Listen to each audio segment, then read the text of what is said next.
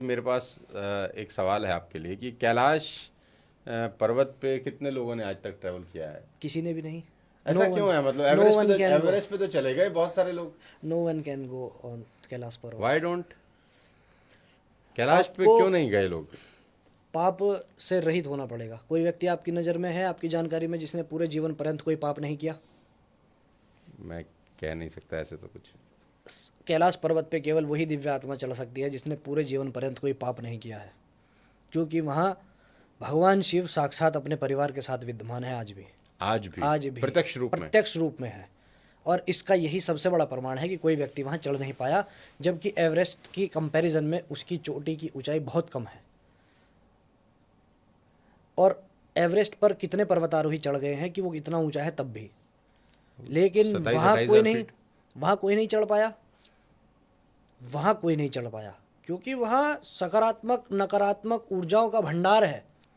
कैलाश। कैलाश पर्वत वो आज तक एक गोपनीय ही बना हुआ है। उसके बारे में जितना भी आप पढ़ेंगे, वेद में, पुराण में, शास्त्र में, ये एक आकलन है।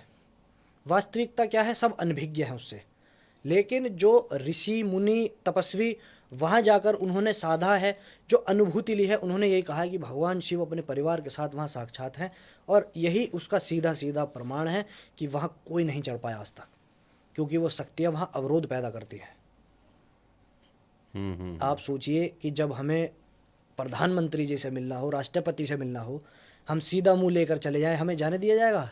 अरे आज एमएलए नहीं मिलता सर, नहीं लोकल। मिलते ना। गली का पार्षद नहीं छोड़ मिलेगा, दीजिए। गली का पार्षद नहीं एमएलए से मिलेगा, मिलना बड़ा मुश्किल है भाई, एक बार जीत जाए तो। गली का पार्षद नहीं मिलेगा, है पार्षद ना? ही नहीं मिलते। तो वो परम सत्तावान कैसे, हाँ, त्रिलोकीनाथ है। कैसे? मतलब मैं कह रहा हूँ कि लोग कहते हैं ना कि हमें दर्शन चाहिए हो जाए। मैं कह रहा हूँ भगवान उस रूप में आ भी जाए ना, उसे उसकी छटा को देख के आदमी हार्ट अटैक से निसंदेह मर जाएगा। मर जाएगा। अंधेरे में अपनी परछाई देख के लोगों को डरते मैंने देखा है। हाँ। तो जब तुम भुवन भास्कर भगवान शिव, जो उनके साकार रूप में महाविद्यमान हैं, उन्हें देखकर आप कैसे ही? लेकिन बाबा जी रहते अकेले हैं वीराने में। क्योंकि भगवान शिव जी को धन एक धन सबसे भोलेनाथ। बड़ा योगी कहा गया है। और योगी कैसे स्थान का चयन करता है? जहाँ कुछ भी ना हो, वीरान। केवल और केवल सन्नाटा, जो अपनी समाधि में ध्यानस्थ लीन हो सके। और वो कैलाश पर्वत से अच्छा कोई संसार में स्थान नहीं है, क्योंकि वो चारों तरफ ऐसी प्राकृतिक घटनाओं को समायोजित अपने अंदर करके रखा है कि वहाँ बैठकर जो भी साधना कर देता है, उसकी साधना बहुत शीघ्र सफल होती है। ये भगवान शिव जी का आशीर्वाद है उस स्थान को। इसीलिए भगवान शिव जी ने उस स्थान का चयन किया है हमेशा से। वेद पुराणों में, शास्त्र में बार बार यही तो आया है, कैलाश के निवासी नमो बार बार हो। हाँ। और किसी पर्वत का नाम तो नहीं आया, क्योंकि वो वहाँ जागृत अवस्था में है, क्योंकि वो बहुत भोले हैं। और इसीलिए उन्होंने उस स्थान को चुना है, क्योंकि वो धरती पे है। बाकी सब देवी देवता अपने अपने स्थान में, कोई स्वर्ग में है, सब अपने अपने स्थान में है। लेकिन यदि धरती के किसी मानव को वहाँ तक अपनी पुकार पहुँचानी हो तो ऊपर तक तो नहीं जा सकता। लेकिन जब धरती से ही जुड़ा है कैलाश, धरती पर ही स्थित है, तो धरती पर ही बैठकर यदि मैं भगवान का ध्यान करूँ तो भगवान क्यों नहीं आएंगे मेरे पास? उन्हें आना होगा। बस मेरे भाव ऐसे होने चाहिए कि उन्हें आना पड़ जाएगा।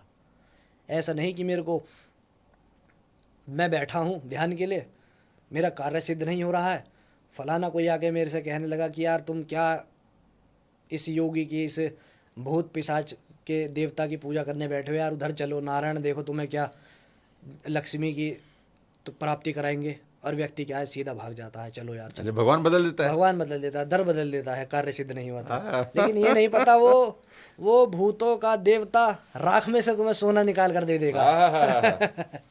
ये नहीं जानते लोग, ये अज्ञानता है अंदर, कि वो दिख रहा है। भगवान की माया क्या कही गई है कि जो वास्तविकता है उससे अनभिज्ञ रखेगी, और जो इस संसार का सबसे बड़ा झूठ है उसमें तुम्हें डुबाए रखेगी। वास्तविकता क्या है?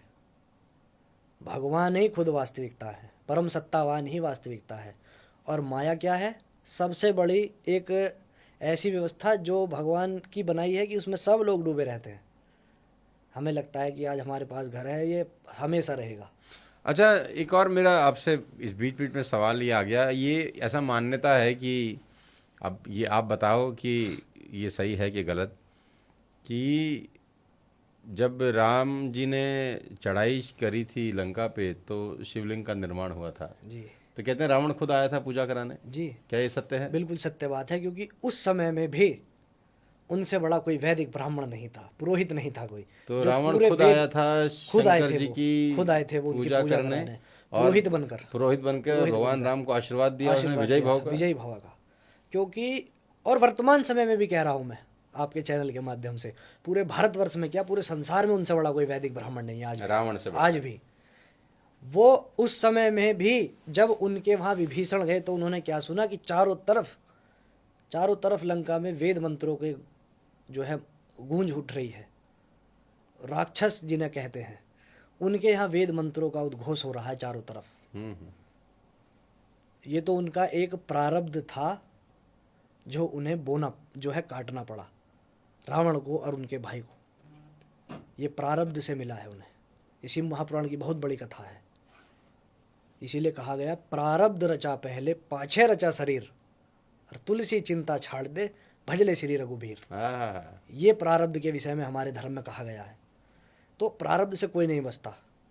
कोई लेकिन ये व्यक्ति सत्य है कि रावण आए वहां पर, बिल्कुल पूजा की उन्होंने, और सीता को भी आशीर्वाद साथ दिया, लेकर आए, आशीर्वाद दिया, विजय भव्य का आशीर्वाद दिया। और ये भी कहा है कि सीता को साथ लेकर आए, ये भी सच है? इसके बारे में मुझे ज्ञान नहीं है कि माता सीता को लेकर आए क्योंकि थे।